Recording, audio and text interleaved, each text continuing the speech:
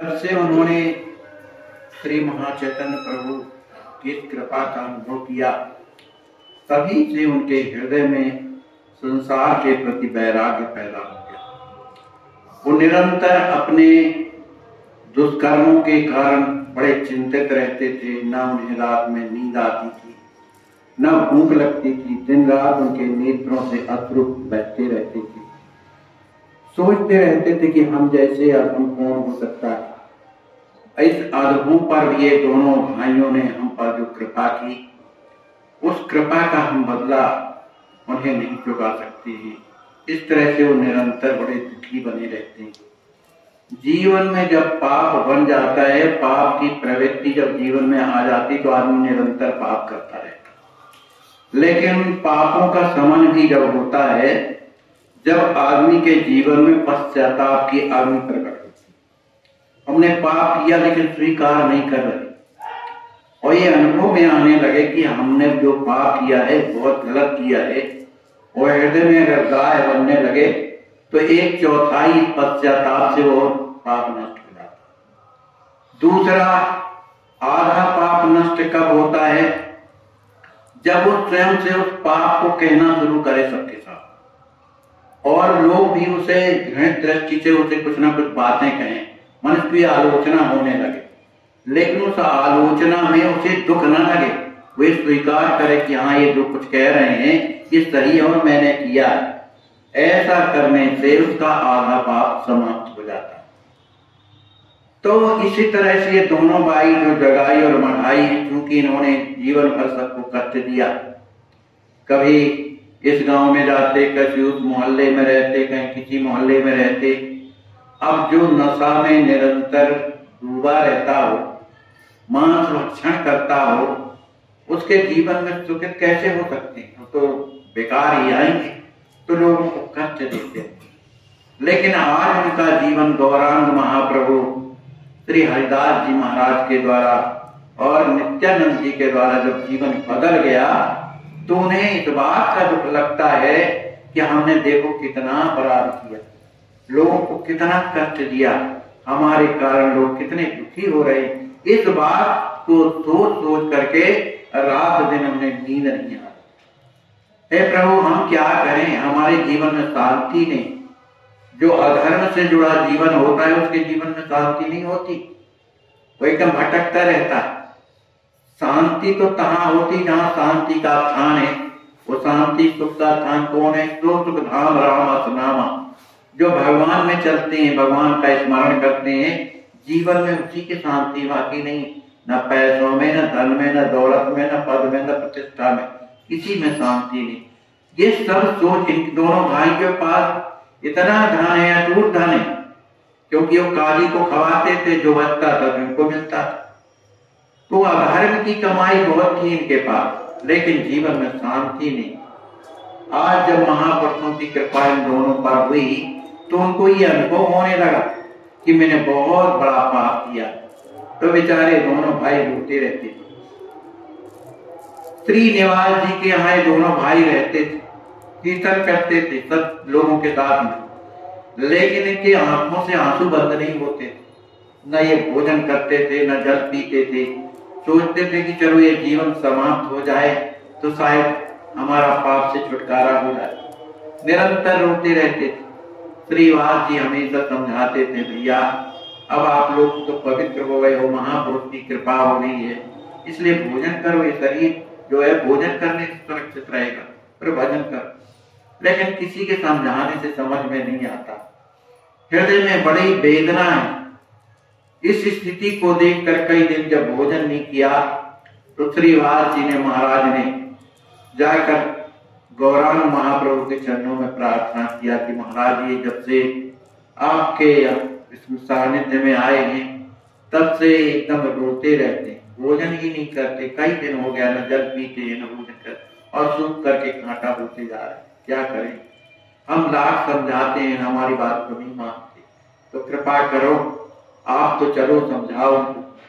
गौरांग महाप्रभु आते हैं और उनके सिर में हाथ अपना पधरा करके सहलाते हैं। कहते हैं, आप लोग दुखी क्यों हो भाई? जो कुछ भी तुम्हारे जीवन के जो पाप थे वो सब मुझे प्राप्त हो गए, मैंने ले लिया। अब आप तो पूर्ण रूप से निष्पाप हो गए हैं, अब चिंता की क्या बात, क्यों रोते रहते? उन्होंने कहा प्रभु आप अगर हमें दंड दे देते तो ज्यादा अच्छा था। जो चक्र का आवाहन आपने किया था, अगर वो चक्र आकर के हमारे सिर को काट देता तो हमें शांति तो मिलती कि अपने पाप का दंड हमें मिल गया। लेकिन आपका जो हमारे ऊपर जो उपकार हुआ है, इस उपकार के कारण हमारा हृदय जल रहा है कि आप इतने महान है कि आप मणि नित्यानंद जी को मैंने मारा भी, खून निकल रहा था, ऊपर से गालियां सुनाई, लेकिन वो महापुरुष मेरा हमेशा कल्याण सोचते। इस बात को सोच सोच करके मेरा हृदय फटा जा रहा, ऐसा दोनों भाई कहते हैं। महाचैतन्य प्रभु ने लाख प्रयास किया उनको समझाने की, लेकिन उनके समझ में नहीं आ रहा था, उनके तो पश्चाताप हो रहा था। तो महाचैतन्य प्रभु ने कहा एक काम करो, जिनका अपराध किया है उन्हीं के पास जाओ, माने श्री नित्यानंद जी के पास जाओ। ये दोनों भाई बड़ी विनम्रता से नित्यानंद जी के पास आते हैं, उनके चरणों में गिर जाते हैं, कहते हैं प्रभु क्षमा करो, हमने आपको बड़ा कष्ट दिया है, आपके सिर में मारा है जिससे खून गिरता रहा है, तो आपको तो हमने बड़ा कष्ट दिया। देखो उमा संत की यह बड़ाई, मंद करत जो करे भलाई। संत विद्वेषी नहीं होते कि उसने हमको गाली दिया तो हम भी दे, उसने हमको मारा है तो हम भी मारे, ऐसा हर परिस्थिति में वो दूसरों का कल्याण करते, हमेशा कल्याण करते हैं। हमसे कोई प्रेम करे या ना करे या गाली दे, वो सब बने रहते और बार बार फूट फूट करके चरणों में गिरते हैं। महाराज हमारे हृदय में शांति नहीं है, एक क्षण की शांति नहीं है, हृदय फटा जा रहा है, कृपा करिए, क्या करें? आपने कितनी कृपा हम पर किया, हमने आपको मारा पीटा सब कुछ किया, आपके खून की धार की याद हमें आती है, कितना खून बहा, लेकिन आपने हमारे ऊपर कृपा किया, वात्सल्य किया, इसका बदला हम कैसे चुका सकते हैं आपका? ये हृदय में हमारे बना हुआ है, कृपा करिए। ये शांति जीवन में हमारे नहीं आ रही है, बताइए क्या करें? तो श्री मणि नित्यानंद जी कहते हैं भैया हमने शास्त्रों में सुना कि जिन जिनको कष्ट दिया हो उनसे जाकर के क्षमा मांगो, वो क्षमा कर देते हैं तो इसका प्रायश्चित हो जाता है। अब किसको किसको तुमने दंड दिया, क्या किया, ये तो जानकारी नहीं है, लेकिन एक काम करो, ये गंगा जी के किनारे, गंगा जी वहां बहती थी नदिया गांव में, का इसी गंगा जी के किनारे झोपड़ी बनाओ, झोपड़ी बना करके वहां नित्य निरंतर भगवान का कीर्तन करो, और जो भी रास्ते से आए स्नान करने के लिए उनके चरणों में गिर करके प्रार्थना करो। इस तरह से करने से तुम्हारे जीवन में शांति आ जाएगी। इस बात को जगाई और मगाई ने मान लिया, और उन्होंने वहां पर पहले घाट वगैरह तो रहते नहीं, लेकिन दोनों भाइयों ने मेहनत करके बढ़िया सुंदर घाट बना दिया, यहाँ लोग आकर स्नान करें। और ठीक वहीं पर बगल में एक झोपड़ी घास फूस की बना करके और दोनों लोग रहने लगे। अब जो भी आते उन्हीं के चरणों में गिरकर फूट फूट के रोने लगते, भैया हमने जाने अनजाने में जो भी गलती की, आपको कष्ट दिया है, तो अब क्षमा करो, एक बार क्षमा कर दो हमको, अब हम कभी ऐसा नहीं करेंगे। रोने लगते। उनके इस रोने को देख करके, हृदय परिवर्तन को देख करके लोगों के हृदय में अत्यंत वेदना होती, उनके नेत्रों से आंसू बहने लगते कि देखो कहाँ ये ऐसे दुष्ट थे, लेकिन इनका जीवन कैसा परिवर्तन हो गया। तो लोगों को बड़ी प्रसन्नता होती, तो सबके चरणों में प्रणाम करते, जो भी आता, चाहे कोई भी हो, किसी जात का हो, इससे मतलब नहीं, सबके चरणों में फूट फूट करके रोते थे। उनके इस तरह से करने थे, उनके जो हृदय के जो पाप थे, जो उन्होंने किया था, वो उनके पाप समाप्त हो गए।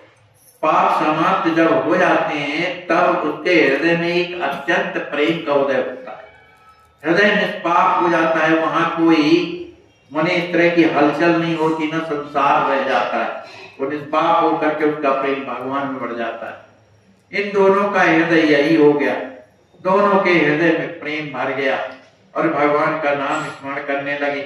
उन्हें अनुभव होने लगा जो जलता रहता था हृदय वो शांत हो गया। इसी तरह से वो वहां रह करके वो महाचैतन्य प्रभु के चरणों में जाते हैं दोनों भाई।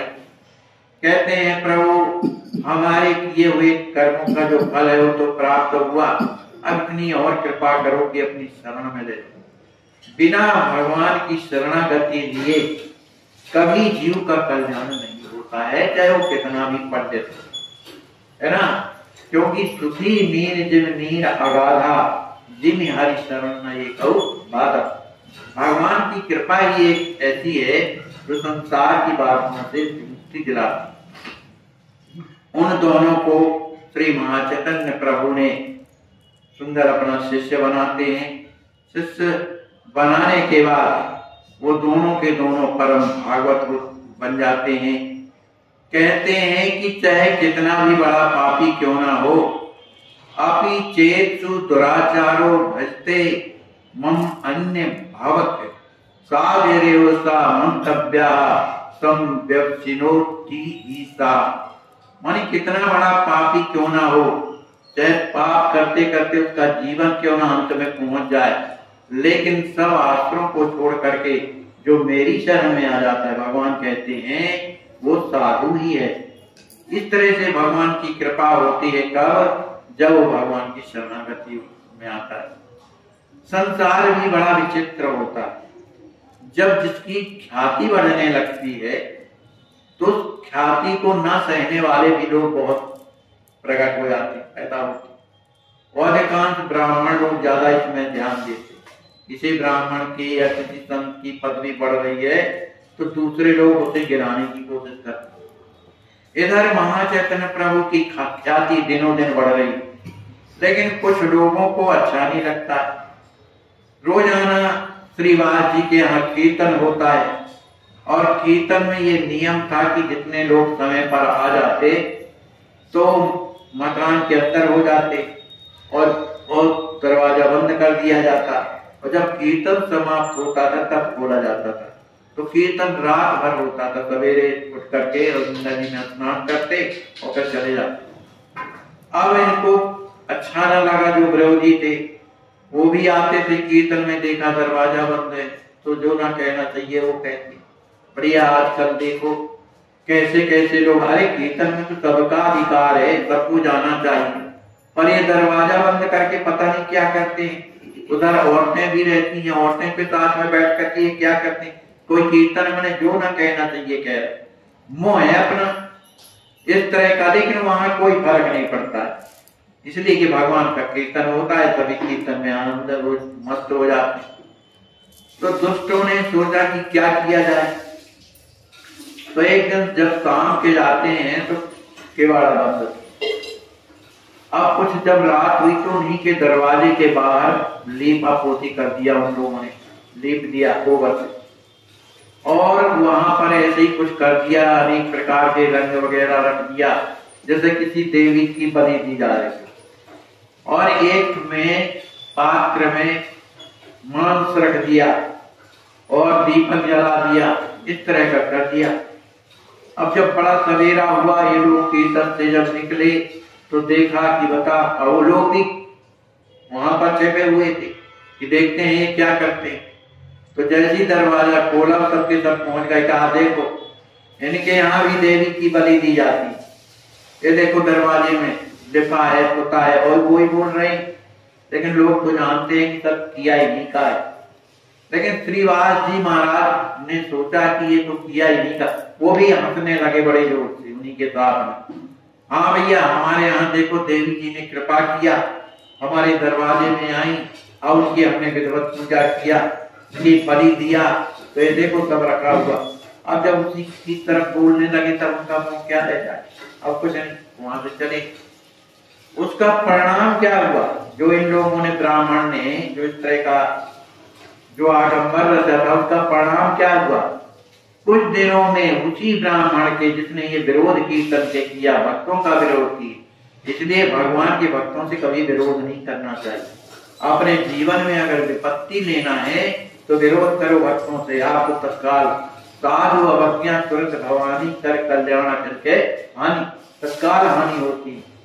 हुआ क्या, उसे गलित कुष्ठ हो गया। उस ब्राह्मण को जब गलित कुष्ठ हो गया, पूरे शरीर में जलन होने लगी और जलन से चिल्लाता था। गलित कुष्ठ में क्या होता है, मवाद बहती है चारों तरफ से, उसमें कीड़े पड़ जाते हैं, अत्यंत दुर्गंधी आती। तो इस तरह से वो तड़प रहा था और इतनी शरीर में खुजली होती थी। उस ब्राह्मण का नाम था गोपाल नाम था, गोपाल चापल नाम था। और घाव बड़े बड़े गहरे बन गए थे, उसमें भी मवाद बह रही है, खून बह रहा है, कीड़े पड़े हुए हैं, दुर्गंध आ रही और खुजली अलग होती। तो खुजलाने से और भी शरीर छिल जाता है, बड़ा कष्ट होता है। अब उसको रात दिन इतनी पीड़ा, शरीर बिल्कुल अशांत रहता है, पूरे शरीर में जलन, पूरे शरीर में कीड़े नोच रहे हैं, अंदर से मवाद बह रही है, क्या करे। तो बेचारा जा करके गंगा जी के किनारे बैठ गया कि महाचैतन्य प्रभु आएंगे तो उन्हीं से प्रार्थना करें। महाचैतन्य प्रभु उसी तरफ से निकले तो जाके चरणों में दूर से प्रणाम करता है। गोपाल कहता है, महाराज क्षमा करो, हमने तो बहुत बड़ी गलती की है, जो मैंने इस तरह का हमने कष्ट दिया सबको, तो क्षमा करो, ये कष्ट हमसे सहा नहीं जाता। महाचैतन्य प्रभु ने कहा, भाई ये तुमने कष्ट क्या, तुम मुझे अगर कुछ कहते तो कोई बात नहीं, लेकिन तुमने मेरे भक्तों को कहा है ना। भगवान अपना अपमान सह लेते हैं, लेकिन अपने भक्तों जो अपमान भगत कर करी, राम रोज पावक हो जरी, भगवान से कभी छोड़ते नहीं है। तो इस तरह से महाचैतन्य प्रभु ने कहा, तो अब क्या करें, आखिर गंगा जी के किनारे रहने लगा। फिर इसके बाद फिर महाचैतन्य प्रभु जब वहां से निकले तो फिर प्रार्थना किया कि कुछ तो हम पर आप कृपा करिए, अब ये शरीर में जो पीड़ा है अब सही नहीं जाती। तो चूंकि अब महाचैतन्य प्रभु तो महान तो है ही है, साधु है, संत है, सब है, उनके हृदय में भी दया है। उन्होंने कहा, एक काम करो, श्री नित्यानंद जी के पास जाइए, अगर वो कृपा कर दे तो कोई बात नहीं है, सब रोग तुम्हारा ठीक हो जाए। नित्यानंद जी के पास जाते हैं, उनके चरणों में प्रणाम करता है वही गोपाल कुट्टी, और हाथ जोड़ के प्रार्थना करता है, महाराज मैंने तो बड़ी गलती करी है, जो न करना चाहिए, लेकिन शरीर में इतनी वेदना है कि मैं सह नहीं पा रहा हूं, इसलिए मुझ पर कृपा कर। कहा, भाई हमारे जैसे आपने मुझे मारा तो इस बात का मेरे हृदय में एक भी कष्ट नहीं, और मैं नहीं समझता हूं कि तुमने मुझे मारा है, ये तो मेरे किसी कर्म का, किसी जन्म का कर्म रहा होगा, इसी के कारण ये मुझे पीड़ा मिली, लेकिन उस पीड़ा से मैं दुखी नहीं है, और मैं सत्य कहता हूं कि मैं बिल्कुल दुखी नहीं हूं, और भगवान कृपा करें तुम्हारे ऊपर कि ये रोग ठीक हो जाए। उनके मुख से ये शब्द भर निकला है कि उसका संपूर्ण रोग समाप्त हो गया, कंचन जैसे काया। तो देखो, संतों का अपराध करने से कितनी बड़ी यातना भोगनी पड़ती, और संतों का आशीर्वाद कितना बड़ा काम करता है। कोई डॉक्टर पैदा नहीं हुआ तो स्वस्थ हो गए। अब इसके बाद वो भी महाप्रभु की शरण में आ गया, वो भी कीर्तन में जुड़ गए, इस तरह से लोग जुड़ने लगे। अब एक बार क्या हुआ कि एक भक्त बैठे हुए थे, तो उन भक्त के गोद में एक ब्राह्मणी आकर के अपना सिर रख लिया, माने वृद्धा भी सिर रख दिया। तो जब सिर रखने का मना, उनके चरणों में प्रणाम किया, किसके, महाचैतन्य प्रभु। एक ब्राह्मण थे, उनकी वो पत्नी थी। महाचैतन्य प्रभु रोज आना जाते थे स्नान करने के लिए, तो जैसे ही वो खड़े हुए तो पत्नी ने, ब्राह्मण की पत्नी ने उनके चरणों में सिर रख दिया।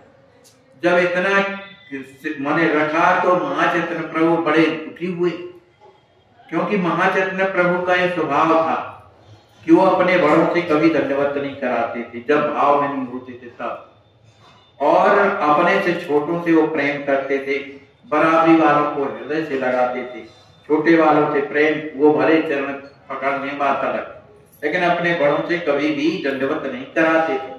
लेकिन उस माता जी ने जब दंडवत कर लिया तो महाचैतन्य प्रभु को एक ऐसा आवेश आया और उन्होंने वहीं से छलांग लगा दी जगदम्बा। अब उनके साथ में जो दो परिवार थे, एक गदाधर जी थे, ये इन्होंने भी छलांग लगा दिया। भाईदार जी थे, उन्होंने भी छलांग लगाई कि कहीं महाचैतन्य प्रभु अपने जीवन को न समाप्त करने पकड़ करके किसी तरह किनारे लाते हैं।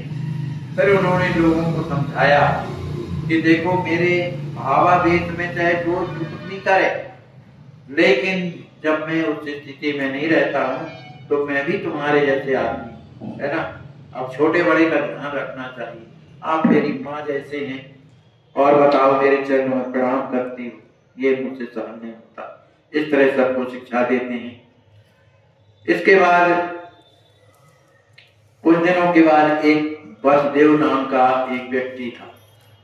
देखो कर्मों का फल तो भोगना पड़ता है, चाहे कोई नहीं छू रही है। थोड़ी आई कि हम भैया भजन कर रहे हैं फिर में हमको बुखार आता है, भजन कर रहे हैं तो ब्लड प्रेशर बढ़ता।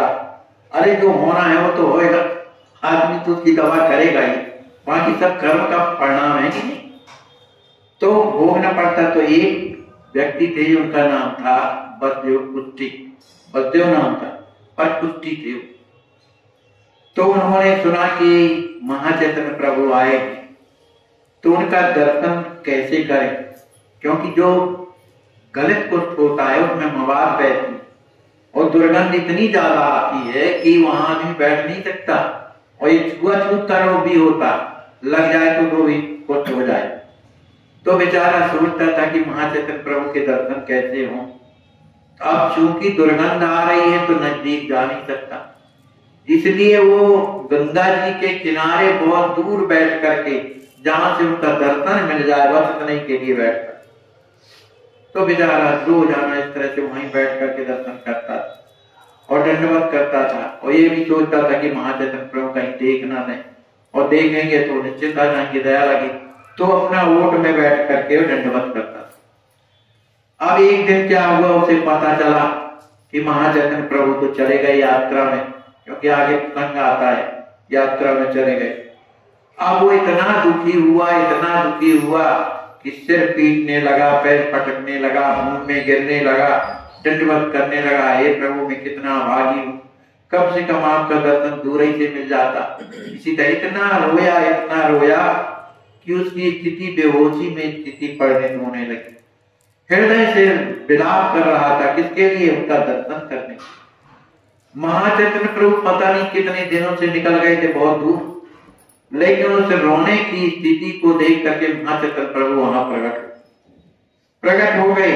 और जब प्रकट हो गए तो देखा महाचैतन्य प्रभु खड़े हैं, तो जाकर के चरणों में दूर से प्रणाम किया। महाचैतन्य प्रभु कहते हैं भैया तुम दूर क्यों रहते हो, तुम तो महान पवित्र हो, और जा करके उस वासुदेव कुष्ठी को हृदय से लगा दिया। उसका पूरा मवाद महाचैतन्य प्रभु के शरीर में लग गया। थोड़ी देर के बाद उसका जो शरीर था वासुदेव कुष्ठी का एकदम निर्मल स्वच्छ हो गया, उसमें कोई न कीड़े न घाव। और थोड़ी देर के बाद महाचैतन्य प्रभु का बीज शरीर जो करते। तो महापुरुष जो काम कर सकते हैं वो कोई नहीं कर सकता। भगवान तो कहते हैं काल रूप तिन कर में धाता, शुभ और अशुभ कर्म फलदाता। मैं जो जैसा करता है चाहे वो शुभ हो चाहे अशुभ हो, दोनों कर्मों का फल मैं जरूर देता हूँ। वो अगर इस तरह ना करे तो ये सृष्टि कैसे चल सकती। महापुरुष तो केवल एक बात जानते हैं, केवल कृपा कर। जीव पर कृपा कैसे हो, जीव का कल्याण कैसे हो, जीव कैसे भगवान के रास्ते में चले, इसलिए बेचारे निरंतर हम आप लोगों के लिए परेशान रहते हैं। अब अगले प्रसंग में क्या होता है हम आप लोग श्रवण करेंगे।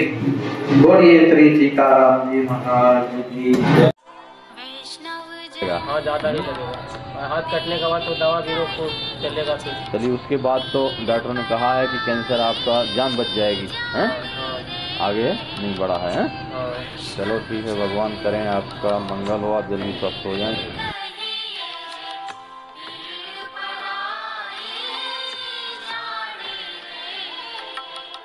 पर दुखे